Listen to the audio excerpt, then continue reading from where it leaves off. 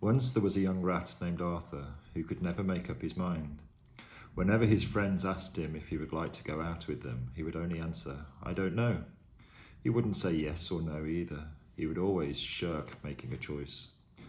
His Aunt Helen said to him, "Now look here, no one is going to care for you if you carry on like this. You have no more mind than a blade of grass."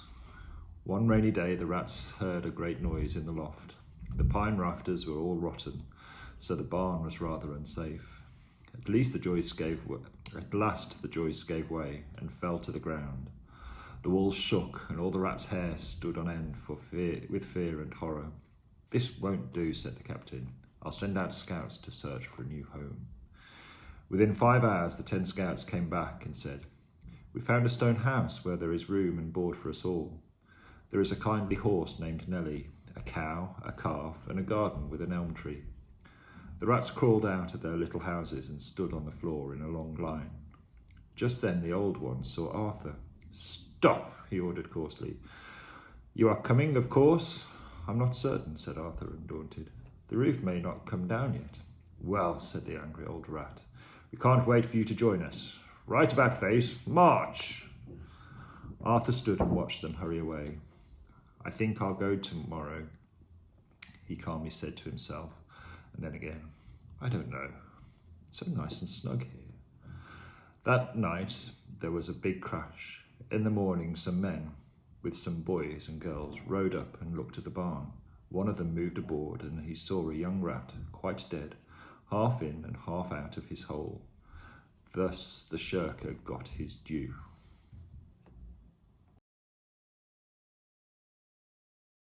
Kit. The quick little kitten thinks it bit a pretty big fish. Dress. Many of Jeff's best friends slept in mesh tents in pleasant weather. Trap. The harrowing black cat dashes at any man and lands on the plaid carriage. Lot. The honest swan stops and acknowledges the fox dodging the bothered wasp. Strut. Mother loves butter that comes from the southern countryside. Foot. The butcher should put this pudding in the wooden nook to cook. Bath. Can't half the staff ask to transfer to the enchanted castle in France. Cloth. Lawrence often offers Ross a Florida orange and horribly strong frothy Boston coffee. Nurse. The early bird preferred the earthy worm. Fleece. These unique machines teach people to speak and reason. Face. The raven waits until late day for the great wave to break. Palm. Father and Ma said to calm the facade in the Nevada Plaza. Thought.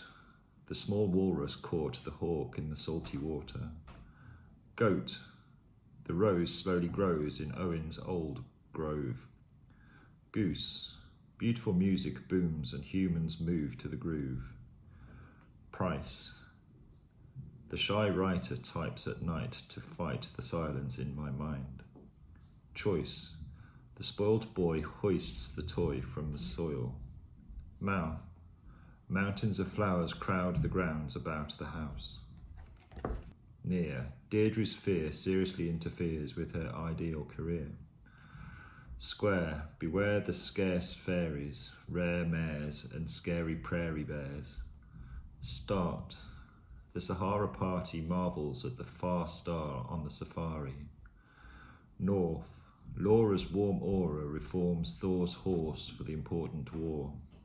Force. The adorable boar snores hoarsely and notoriously hoards imported pork. Cure. The tourist endures rural tours of Europe and procures gourmet bourbon. Happy. The coffee, salami, spaghetti and macaroni are ready. Letter. Sugar covers the tiger's whiskers. Comma. Bertha's and Cinderella's saga is a drama. Major players are Richard, Wilbur and Harry are running around the treacherous river. L. Linda and Ali pull belly muscles, laughing laboriously. NG. The singing mockingbird is swinging on the ring and dings the awning. TH. The thespians gather and breathe 3 authentic breaths together. H. Harry and Hilary happily harvest heaps of herbs behind the beehive. YOD. The cute, dutiful blue cuckoo resumes cooing suitable tunes enthusiastically. W. Will and Drew whistle when the wind blows between the whimsical Will and Drew whistle when the wind blows between the whimsical weeping willows. ING.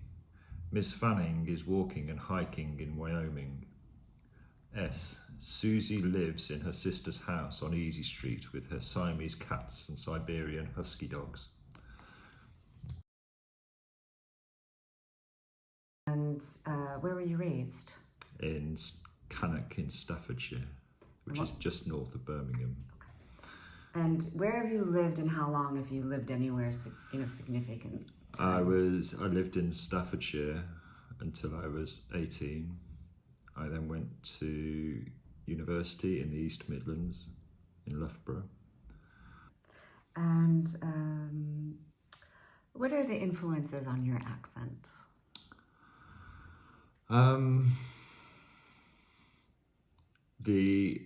So where I grew up in Staffordshire, it's just on the northern edge of Birmingham, and my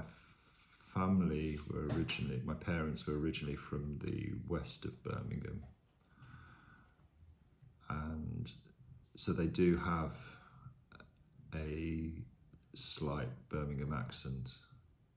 And where I grew up, there was a mixture of people with quite a thick Birmingham accent and people who had no accent at all. And so I'm aware that I do venture into Brummie, particularly after a glass of wine. But it does appear, and if I'm talking with someone from Birmingham, then my accent becomes more Brummie, definitely.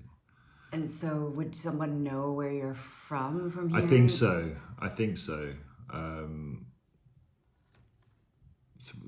Cannock, the town that I grew up in, is only 8 or 10 miles from Wolverhampton and Warsaw, and areas with a very, very thick accent, a very deep accent, very broad black country accent.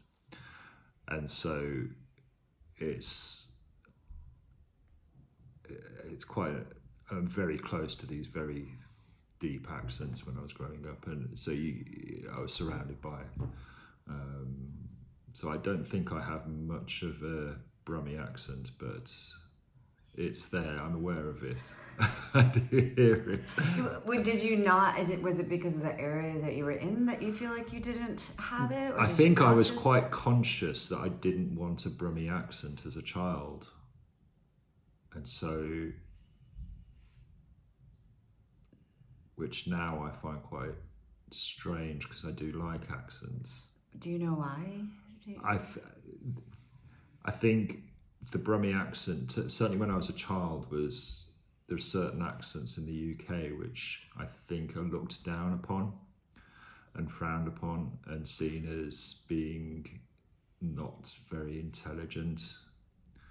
And so I was conscious of some of my friends being quite it's a horrible phrase, well spoken, in the sense that they had a very neutral English accent, and then I had some friends who had a very deep Brummie accent, and I made a conscious decision, I think, to try and adopt a more neutral accent rather than a Brummie accent.